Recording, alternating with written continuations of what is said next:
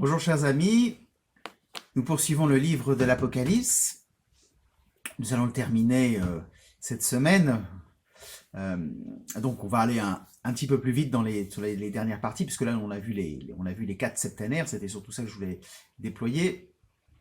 Mais là nous allons voir aujourd'hui le combat final. C'est le chapitre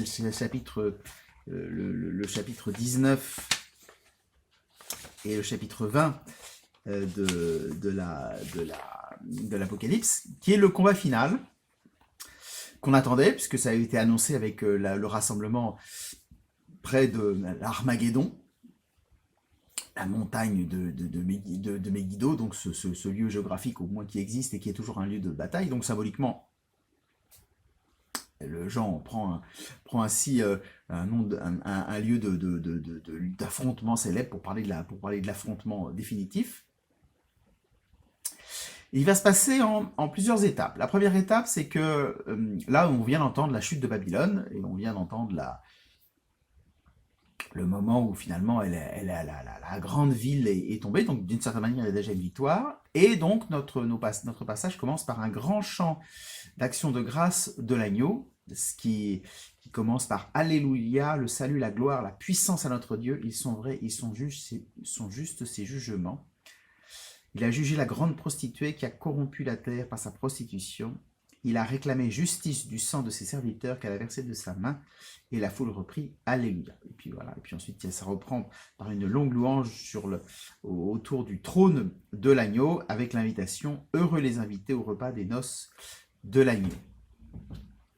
Formulation qu'on prend de manière un tout petit peu différente dans la liturgie. Alors dans la traduction actuelle, voici l'agneau de Dieu, heureux les invités au repas du Seigneur, voici l'agneau de Dieu qui enlève le péché du monde.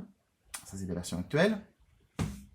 En fait, quand on regarde dans le latin, la formule est un petit peu différente.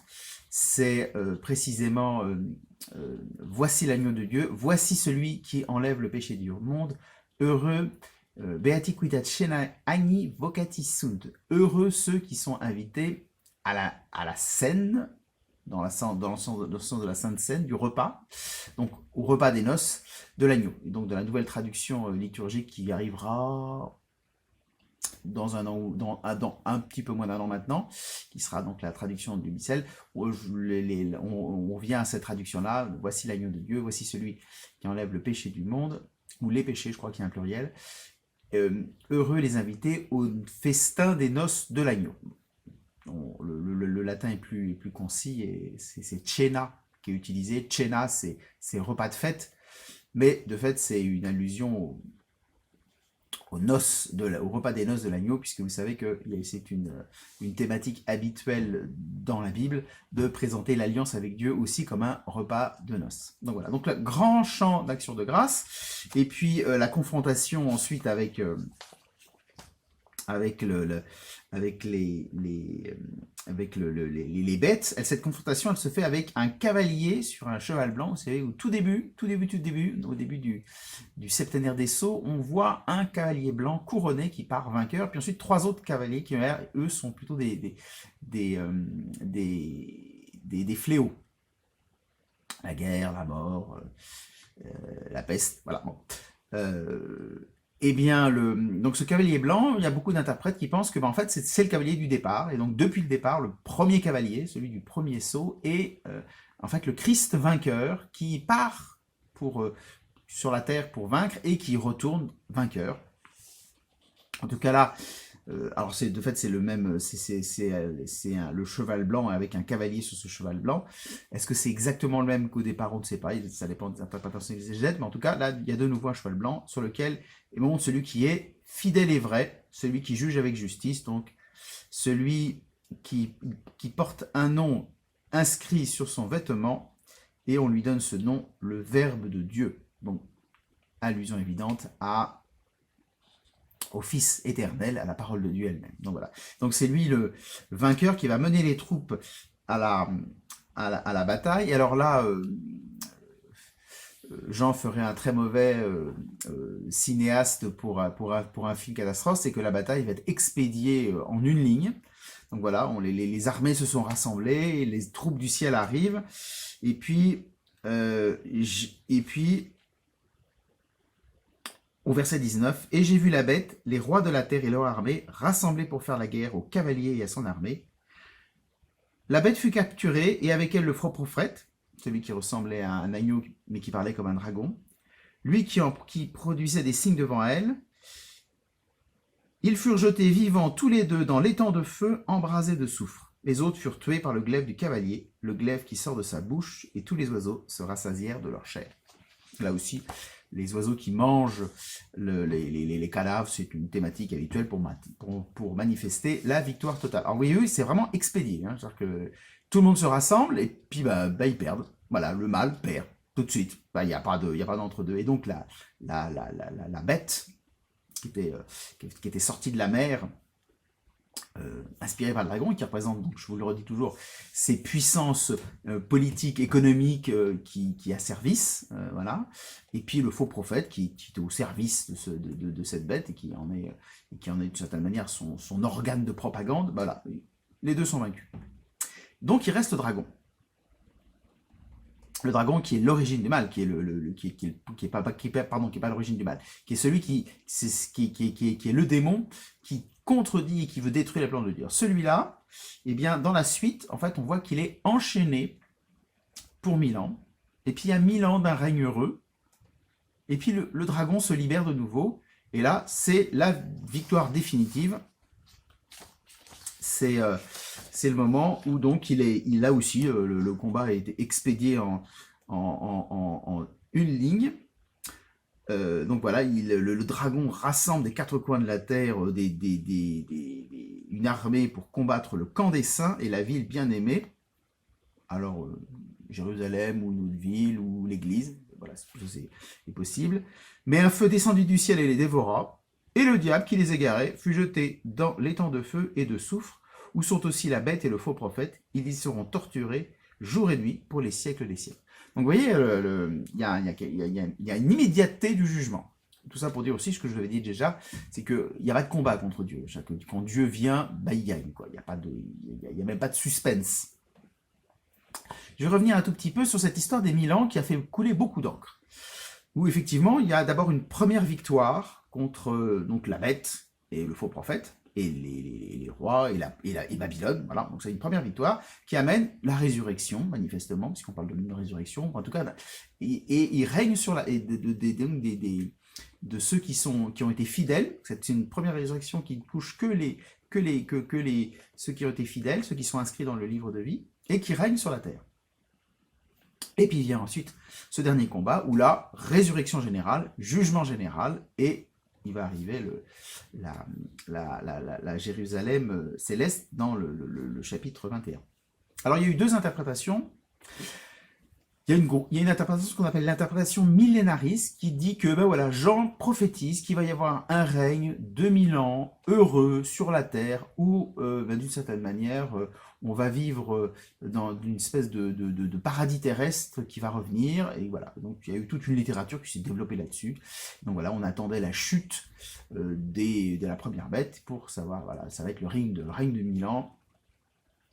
Les justes vont ressusciter entre les morts, et puis voilà.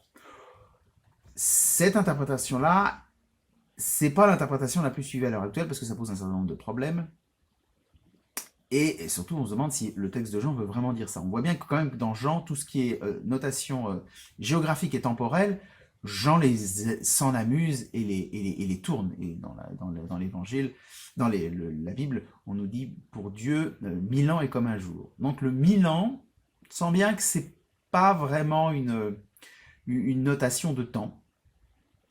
Et donc, il y a l'interprétation des exégètes, qui à mon avis est la plus solide et ce que on peut se rallier facilement.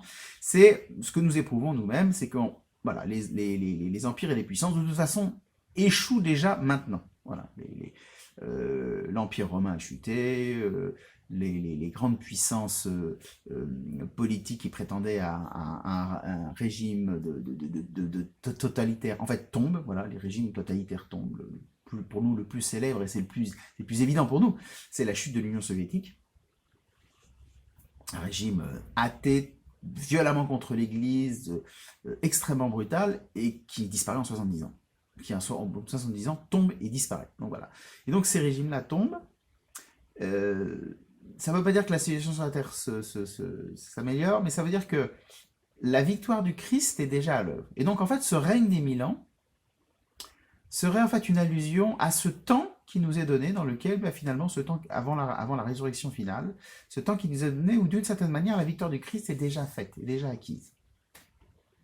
Où le mal ne peut pas régner. Ou alors s'il règne, c'est que pour un moment donné, et après ça, il chute.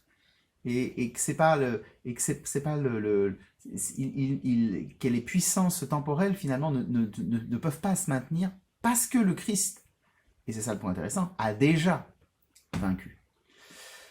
Et en fait, du coup, cette première victoire sur la bête serait en fait la victoire du point de départ, c'est-à-dire la victoire du Christ lors de sa résurrection, qui est sa victoire définitive sur les puissances du monde. Parce que quand le Christ ressuscite, en fait, toutes les puissances du monde, en fait, ont échoué. Les puissances du monde, elles nous prétendent, elles sont comme prétention de nous donner le bonheur, le santé, le salut, etc. Et elles vont toutes échouer. Parce que seule la résurrection nous donne le salut, le bonheur, la vie éternelle. Autrement dit, c'est fait, quoi. La promesse de bonheur, elle est faite. Et tous ceux qui viendront après, maintenant on le sait. Ce sera. On pouvait encore avant le Christ penser qu'il y avait des possibilités d'un bonheur terrestre, donné par un pouvoir terrestre. Maintenant on sait que c'est faux. Donc la victoire est faite, la victoire du Christ est faite. Il nous attend plus que la victoire définitive, c'est-à-dire le retour du Christ dans la gloire.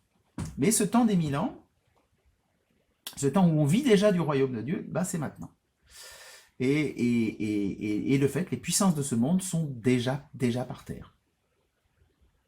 Il reste encore à vaincre définitivement le démon, et c'est pas nous qui le vaincrons, c'est le Christ qui le fera au dernier moment, quand il transformera toute la terre. Et là, nous vivons déjà, d'une certaine manière, comme les prémices du royaume des cieux. Et ce qui change complètement la perspective millénariste, c'est-à-dire que il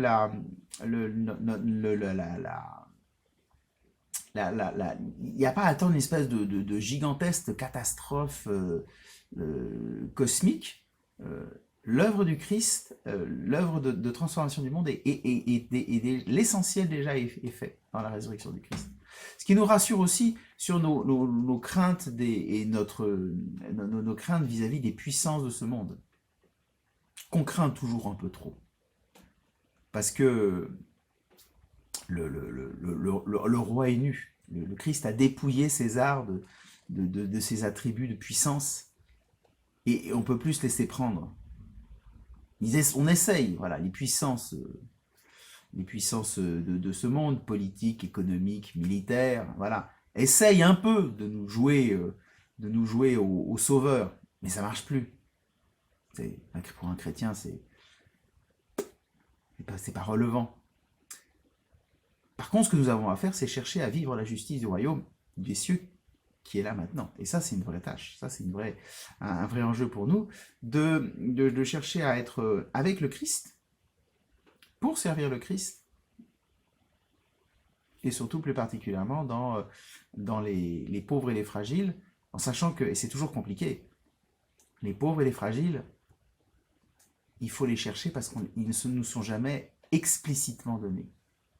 Les petits, que le Christ, qui sont les frères du Christ, c'est pas forcément un critère sociologique et économique. C'est pas les pauvres qui sont matériellement pauvres.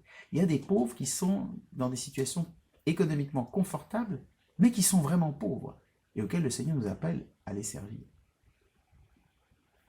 Notre vie chrétienne est ainsi de chercher le Christ pour servir le Christ. Et chercher le Christ, c'est s'obliger soi-même personnellement à ne pas décider où sont les pauvres du Christ, généralement les pauvres qui m'arrangent, et finalement, et non pas où est le Christ qui prend le visage du pauvre et qui me demande son aide. Voilà, chers amis, on est passé un peu à marche forcée dans ce passage de l'Apocalypse. Mais je vous ai donné à peu près les éléments essentiels pour lire ce texte-là, non pas en essayant d'essayer de trouver des indices qui nous permettraient de comprendre et de deviner la fin des temps, mais pour comprendre qu'en fait, l'enjeu de Jean depuis le départ est de nous rassurer et de nous dire que la victoire est là, le Christ règne. Le Christ règne. Ici, il y a encore des choses qui ne vont pas. Il y a surtout le Christ qui est là puissant et c'est lui qui triomphe. Voilà, chers amis, que le Seigneur Tout-Puissant vous bénisse. On se retrouvera demain pour la dernière partie de l'Apocalypse et puis je vais commencer à préparer de ce dont je vous ai parlé